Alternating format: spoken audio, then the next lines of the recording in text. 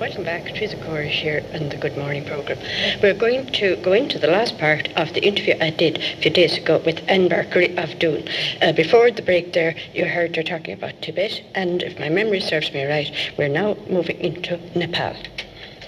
And after Tibet, where did you go to? Nepal was my last stop. I hitched from Lhasa to Kathmandu, a journey of 5 days. And this was in trucks and what have you? Yes, trucks again. I began my last day in Tibet in a village at the base of Mount Everest at 5,400 meters. Dressed, I felt like Michelin Man.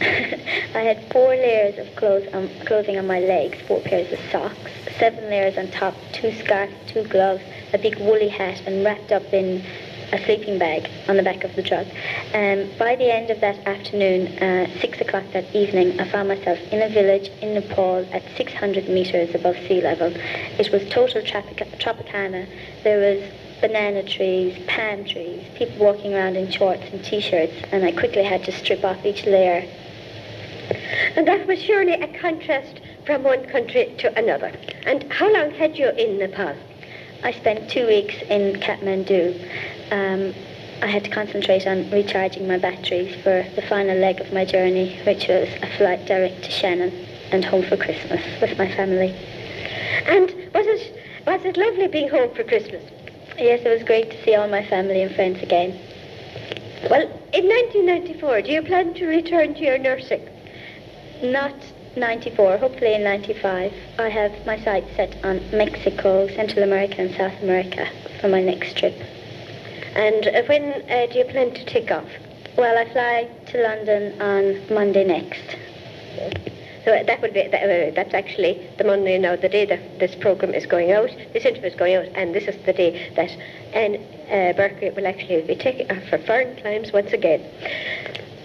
Wait for Anne Berkery to return to Ireland, and then we will have the pleasure of getting an insight into how the one half of the world lives. And how do you feel now that you have completed the interview for Tipperary Midwest? I could cheerfully kill you, Mrs. Courage. Well, listeners, wasn't it just a gem that I did succeed and I did persevere in coaxing Anne Berkery to tell us about her travels in the East? At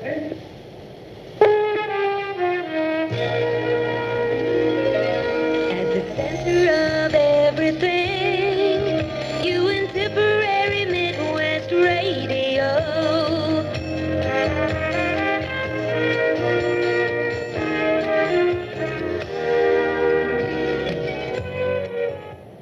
Well, our thanks again to Anne Berkery of Doon, daughter of Maura and the late Frank Berkery.